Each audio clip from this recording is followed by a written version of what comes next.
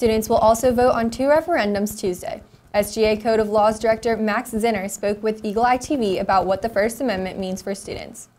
Well, there are a number of different components to this amendment that is going to be on the ballot on Tuesday.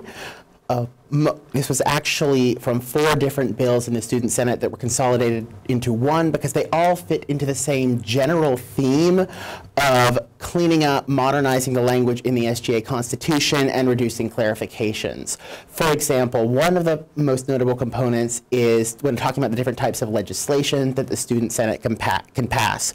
Right now, the SGA Constitution talks about bills and resolutions. Well, right now in the Senate, we actually have 3 types of legislation that we pass: bills, resolutions, and commendations.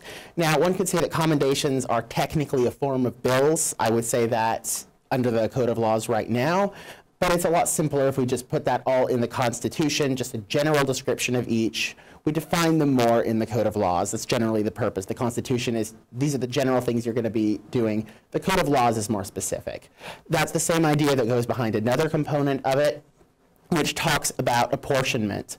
Right now, it's very specific. It says a specific date of the month when apportionment needs to be done.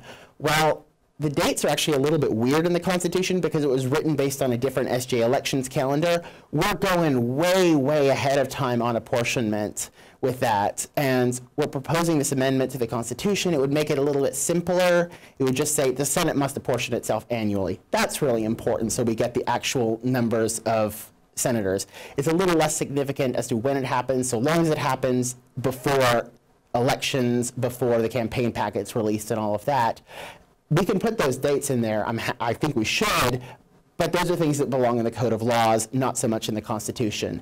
Another important thing that is being changed, this is really a clarification, is regarding the Judiciary Committee or the judicial branch. The Constitution right now, it mentions a judicial advisor. And it could be read as suggesting that there is that judicial advisor as a member of the judicial branch, possibly even a voting member. Well, every branch of SGA works with Auburn University staff members. We have multiple staff members who work as SGA advisors.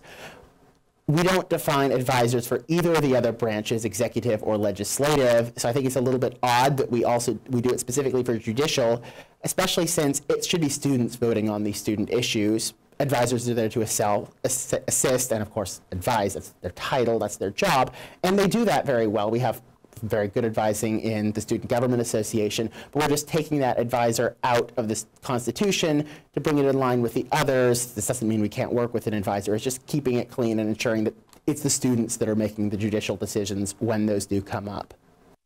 And the final change was, I believe, was about the amendment process itself. This was a very small wording change that came up really on the floor of the Senate, just to clarify the title of Student Affairs. Currently it says the Office of Student Affairs.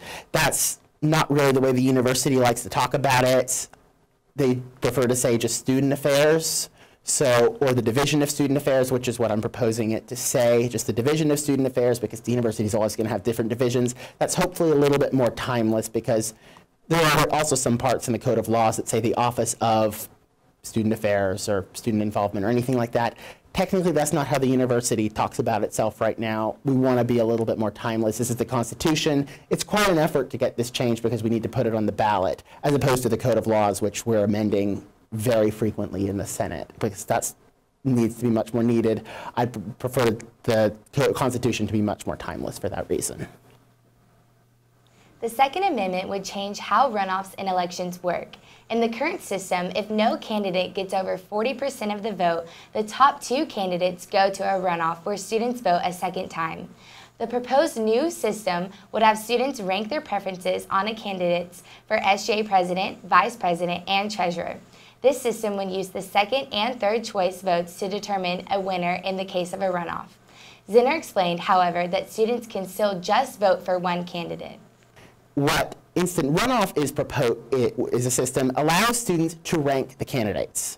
This means if there's 5 candidates, you would rank them 1 through 5. You don't have to rank anybody. If you still want to just vote for one person, you can vote for one person. This is just giving the option to rank your 2 through 5. 25% of the student body must vote on each amendment, with 2/3 saying yes for it to pass.